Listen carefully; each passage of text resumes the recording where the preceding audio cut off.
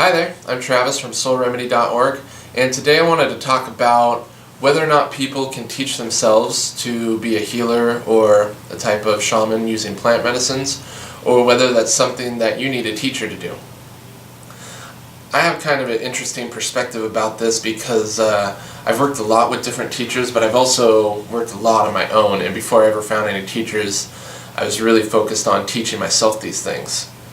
So I'll get right off the bat and say I think most people, if they're really serious about becoming a healer and wanting to serve medicine to others, they should get a teacher. It's going to be the best route. You're going to learn more faster, and you're going to have a lot more grounded practice because you're learning what worked for a lot of other people. You know, when you learn from your teacher, you're not just learning what worked for that teacher.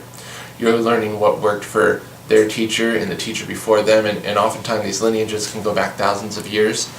And you also have somebody very experienced who can support you.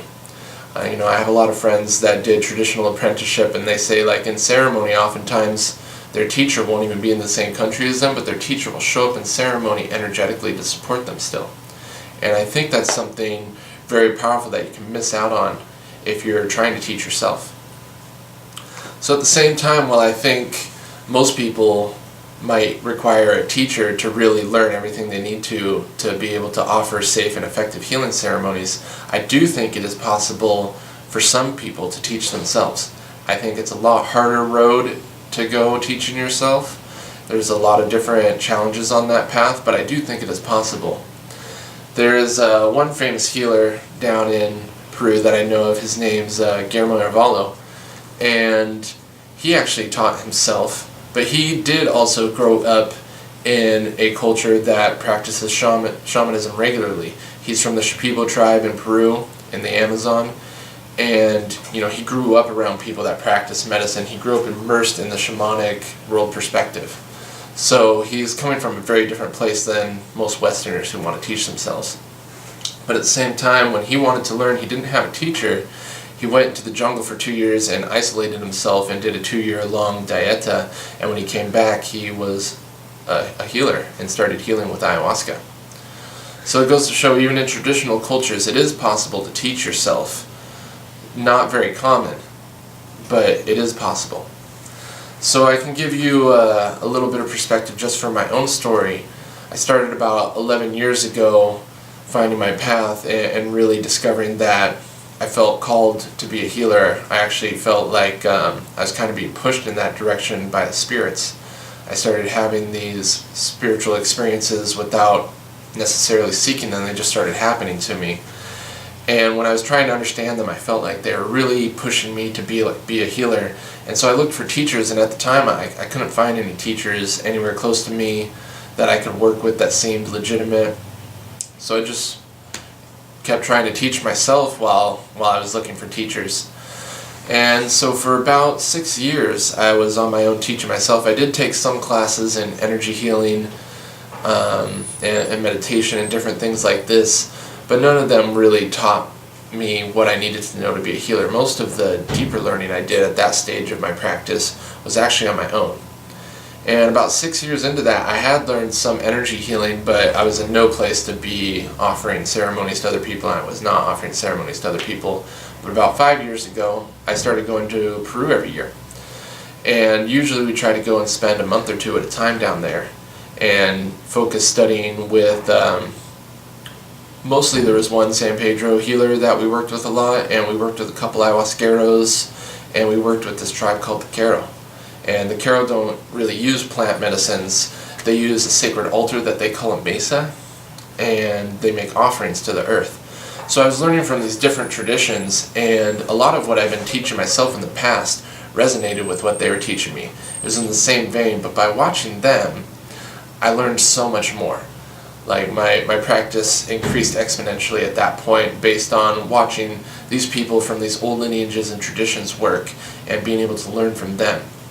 So I think if somebody wants to learn on their own, one thing that's very important is that you do get some experience with a traditional shaman so that you can see what they're doing and you have something to shoot for and to compare yourself to a little bit.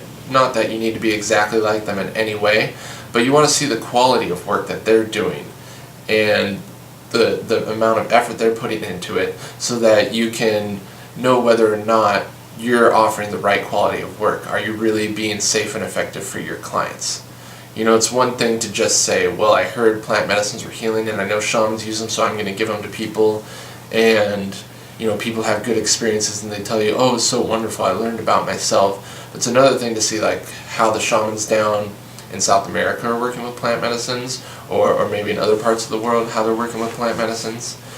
And seeing the amount of work they can do and asking yourself, do I really offer something that's comparable in safety and effectiveness to them?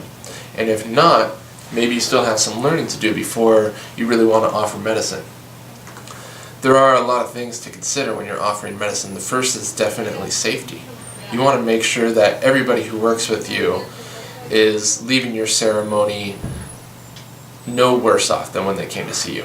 It's great if they can find healing, but the most important part is that they do not leave worse than when they arrived. So that's a very big consideration, to make sure that if somebody freaks out, you know how to help them. If somebody needs energy work, you know how to provide that. If somebody has a contraindicated illness that, or maybe they're on a medication that doesn't work with the plant medicine, you need to understand all those things so that you can provide safe ceremonies. And the next step, after you know you've covered all the bases of being safe, you need to start learning how to be effective. You know, when you go down to Peru and you work with San Pedro ayahuasca, they don't just give people these plant medicines. They actually do a lot of specific therapeutic healing work, and this changes the effect of the plant medicine. You know, you're not going to go somewhere and they're just going to put on a CD for you to listen to while you're on the plant medicine. They're not just going to tell you to take care of yourself or babysit you. They're actually going to do very specific therapeutic work and help guide you in your work with the plant medicine so that you're having the most therapeutic experience possible. So I think there's a lot of things to consider if you want to teach yourself, and can be a very challenging path. If you do want to teach yourself, I think it's very important to sit with a traditional shaman, and I also have a recommendation. There's a book I wrote called The Plant Remedy, and I wrote this book specifically based on what helped me learn my healing practice so that others can benefit from that. And in the book I have a lot of things that come from traditional healers and shamans that I sat with in Peru and in other countries, and I tested what was working for them and found ways to apply it to myself in my own life here at home. So I think it's a really great book for people who are learning on their own, and it's something that I wish I had years ago, because I think it would have saved me a couple of years of trial and error practice. So if you want to become a healer, I think the best thing you could do is find a teacher and do a traditional apprenticeship with them.